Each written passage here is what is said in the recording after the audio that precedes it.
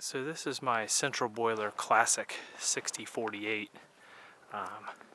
This unit's been in operation since 2014. I think I purchased it in October, around the time it was getting cold.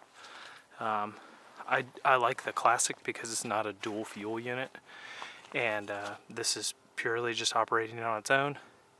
I keep it fairly turned up. You can adjust it to operate anywhere within 150 to 195 degrees. I keep it right at 195, so that's just where I choose to keep it.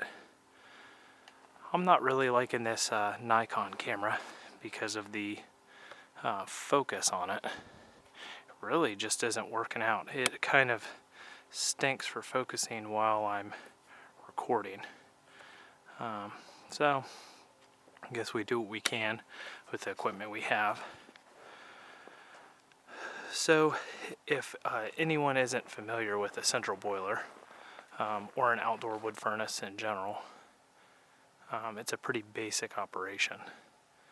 So this unit basically has 400 gallons of water, and the tank is over the firebox for the most part and completely goes around the firebox. So it's filled with 400 gallons of water, this unit is.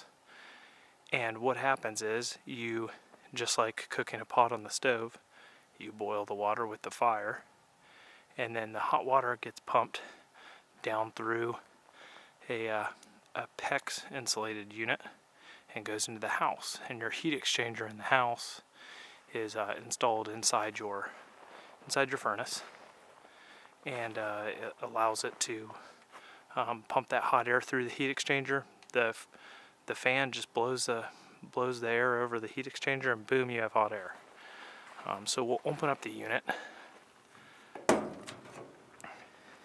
So it's a pretty basic operation. You have multiple taps for multiple buildings or multiple things that you want to do. There's 1, 2, and then a small tap for something maybe like a small garage or a hot tub. And then you have your return. So 1, 2, and 3 on the return side. All this pump does is circulate water down through the PEX pipes and through the ground into your heat exchanger, which we'll go inside in a little bit, and I'll show you exactly how I have it set up in the basement. So this pump, all it does is run continuous water in a loop. It goes through the house, gets cooled off, comes back to the tank, and then it's back into the tank where the water is heated again, and it's a never-ending cycle. So this pump runs continuous. I've installed a different variable speed unit, so I'm able to control the speed at which it's circulated. I like that a lot better than a Taco 007 pump or 005 pump. I have a lot more options with it. On the door panel, it shows everything that you can install this to. Shows what the PEX looks like that's in the ground. Very awesome setup. Shows you how to set it up if you were to do multiple taps. I'll eventually run a line straight out from my concrete pad here into the garage and heat my garage with a separate heat exchanger. So that's a project that's upcoming. I'll definitely put that on video. Basically, I don't know if we'll be able to see it down in here. Of course not. I don't have a flashlight with me. But the PEX just goes right into the ground and terminates into this big green sleeve here. So they just cut this green sleeve back, and the 2 PEX pipes that are, I think they're 1.25 inch diameter, they come out and they install here, and then in the house you'll see the other termination cap. So like I said before, the reason I like this Classic unit is because it's not a dual fuel unit. I don't have to spend propane or natural gas to fire this unit. This is all self-sustained. The only thing it needs to have is 110 power. So the basic operation, as the unit comes down to temperature, 10 degrees below your set temperature, it will open the flue. And there's a solenoid here in the door that opens the flue, and it basically just allows the air to travel through your firebox and then out the chimney. And once it has got up to temperature, it closes it out, the fire goes out.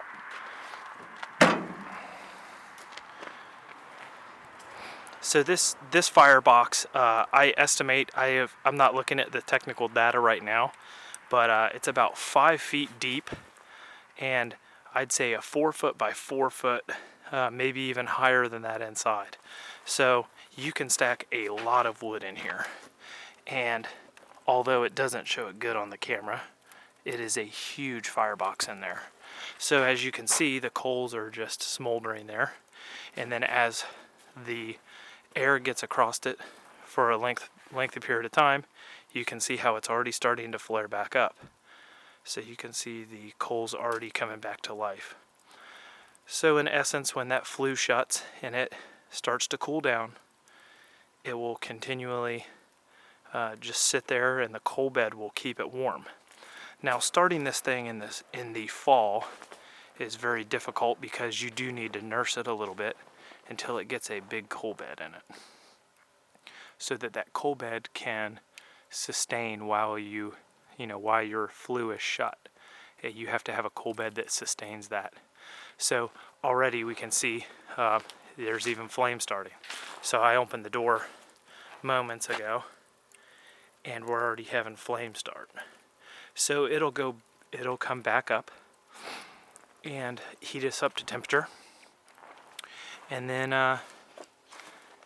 when it's done and it's heated up, it will shut itself back down. So this sensor is, this control panel is very easy to operate. I have lights on the outside. You have lights on both sides, up here as well. It could be a little bit better on the lighting.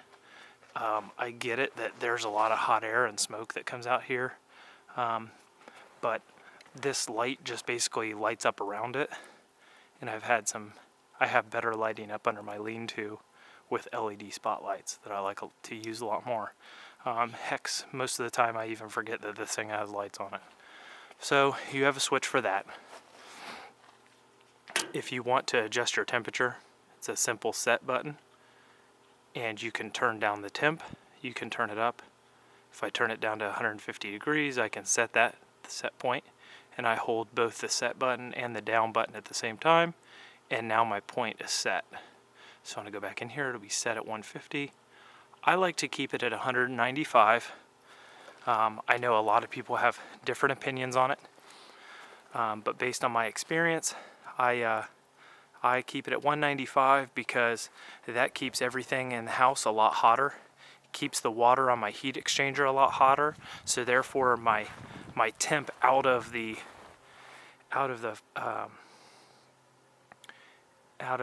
ducts, at the register, keeps your register at a lot hotter temp. So it'll keep it almost as hot as a propane furnace would. So this is basic unit. I bought this at my previous home.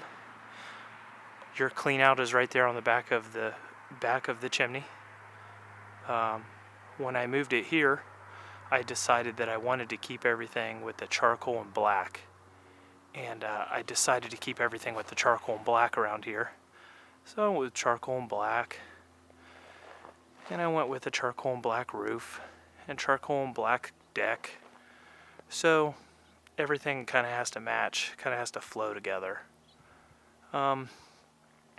Another question that everybody usually asks me is, how much wood does it burn? Everybody says, oh, how much wood do you go through?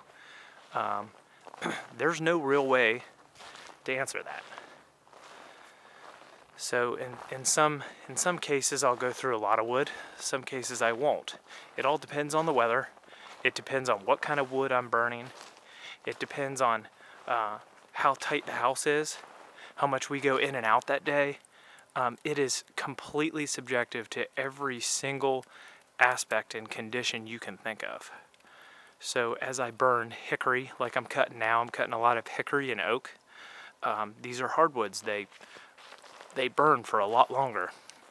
If I'm burning pine and just junk wood like ash and emerald ash and stuff like that, it doesn't last very long. So you know, where I would have hickory to, you know, at about 2 days, it would last me in here. A full firebox would last me about 2 days.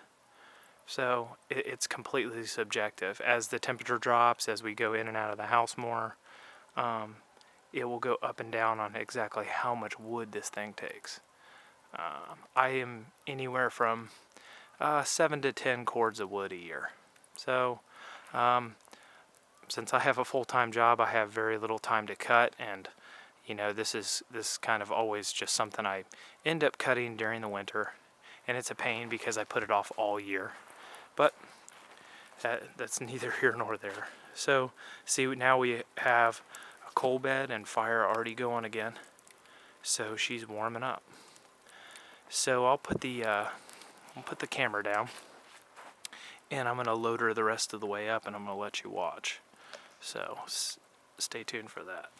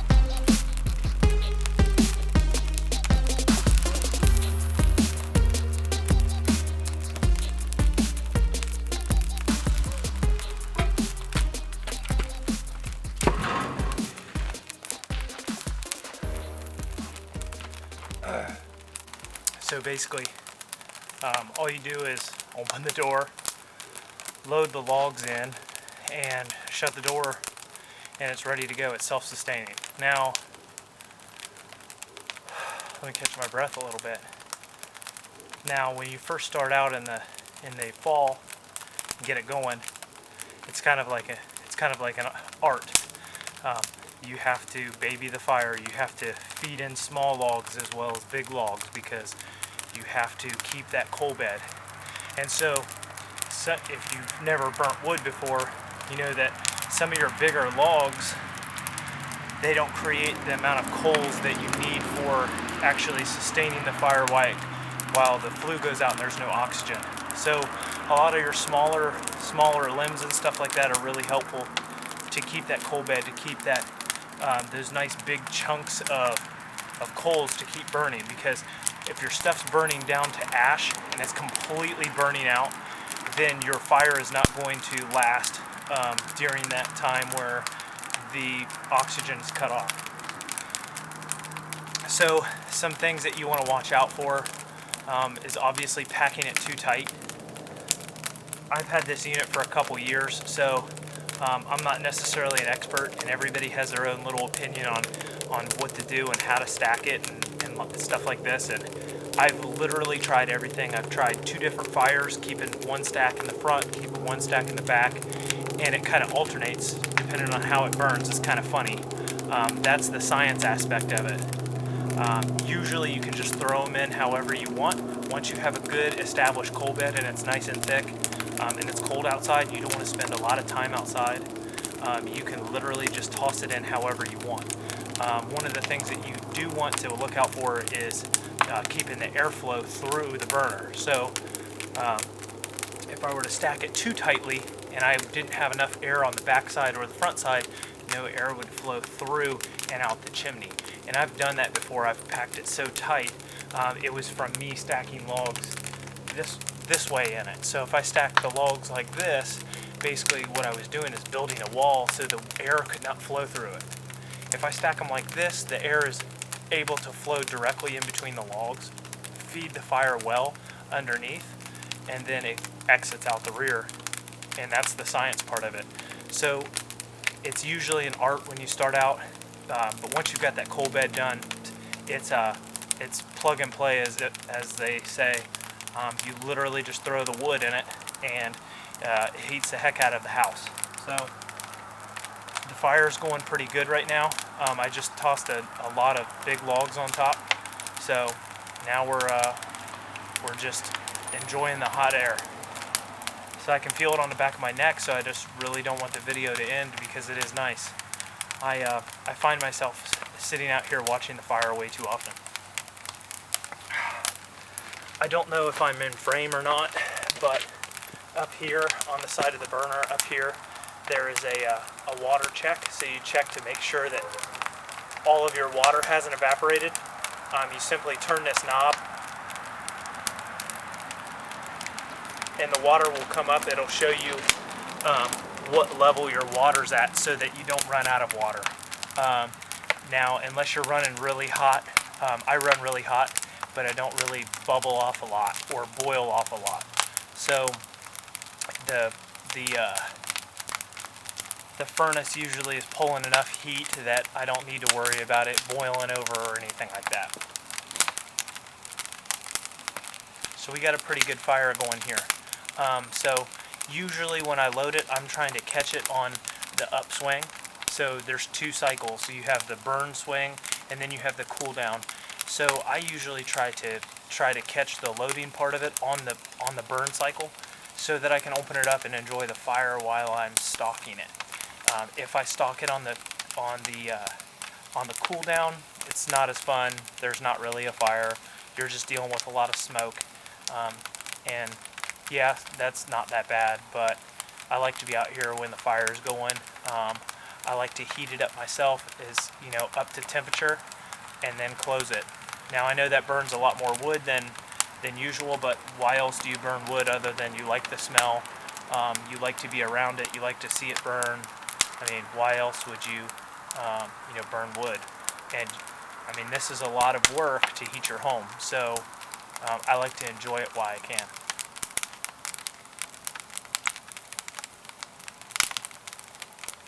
So the next part of my video, we'll go inside and I'll show everyone how I have the furnace set up, how I have my domestic hot water set up, so we can go over that, and maybe some plans for the future. I even have the hot water from this plumbed into my spigots on the side of the house, so I can have hot water right at the spigot outside. So when I'm washing the car in the garage, I have hot water. Very nice, and it's not costing me anything other than my wood and my time to heat that hot water, which is really nice. So stay tuned, we'll go inside. Alright, now we're downstairs, immediately inside the corner from the house. Looking out into this direction is our wood burner. These are where the PIX pipes come in the house, and there's a termination cap sold by Central Boiler. The pipes come in the house, immediately go up into my thermostatic valve. This is a thermostatic valve that Central Boiler makes you install to keep their warranty. It will recirculate the water back to the wood burner if it gets below a certain temperature. So at a certain point, it will become self-preserving, and it will cycle that water directly back. So, of course, I mean, why wouldn't the furnace come on right now? We're gonna roll with it. It's just gonna be a little bit louder in here, but it's an awesome time to talk about the furnace coming on. So in my inlet hose here, I have a thermometer bung. So this bung holds my thermometer wire, and I've ran this thermometer wire all the way up to the master bedroom where I can monitor the temperature of the water coming in from the wood burner. Unfortunately, there's a 5-degree difference from the readout upstairs to the actual temperature of the wood burner, but it gets you pretty close. So as the pipes come over here, and they will come down, first they go in through my water heater. So I have a water-to-water heat exchanger on the side of my water heater, and this will heat my hot water. So this is plumbed into the bottom bung on the actual drain bung on the water heater, and the third spare bung on the water heater. Now, when I installed this, I put some liquid pipe dope on there. Bad idea altogether, because as it heats up, all it does is melt and pool everywhere. So my hot water comes in this line here, down to my heat exchanger, goes up through the heat exchanger and out and into the furnace. So I have a 3-way zone valve on my furnace. So in my plenum of my furnace here, I have a heat exchanger that's just above the A coil for the air conditioning. So the air conditioning A coil sits here, and then my heat exchanger for the wood burner sits here just below my first duct. So my inlet comes in, and I have temperature gauges to monitor both sides of the inlet pipe and the outlet pipe, so I can see how much temperature is dropping on each side. So if I have 140 going in and 110 going out, I know that that's pretty efficient, and I could probably even pull more heat off of it than that. So this 3-way zone valve here is hooked up to the thermostat. So as the house calls for heat, it will click through and allow it to pass through the heat exchanger. If it's closed, the water just goes past this bypass valve here in the middle and back up to the wood burner. So we'll see if I can zoom in on these gauges. I'm trying to deal with a manual zoom that doesn't like to work very well. So you can see here that this is right at about 120 degrees. So I've been unable to get a good reading off of these thermometers on the outside of the PEX because it doesn't transfer the heat perfect. So then on my second gauge, here we're looking at right about 110. So just since our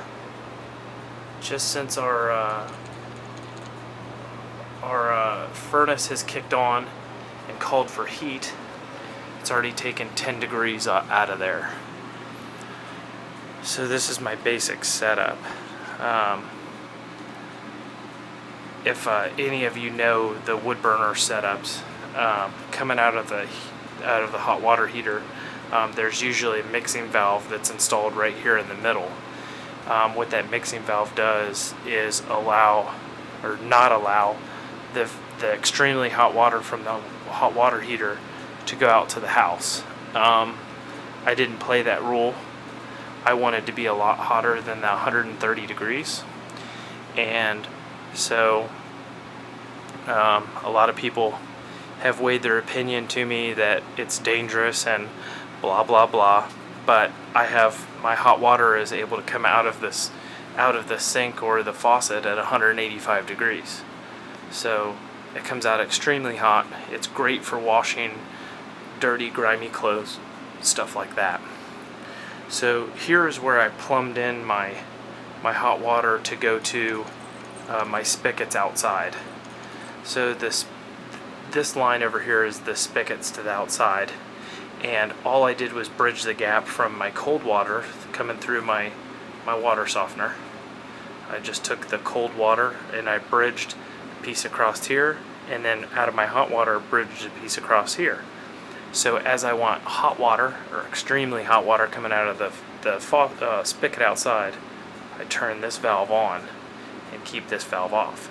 Now this can act as my mixing valve for the entire house, because it does backfeed whichever way that the water is pulling, whether I'm pulling it outside or whether I'm pulling it back to the house. Either way, I can use these two valves as a mixing valve. So I don't necessarily have to have that water coming out extremely hot at the faucet. But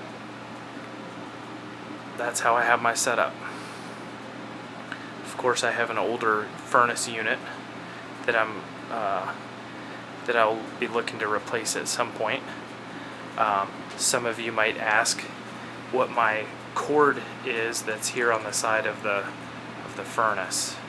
So this is a generator cord.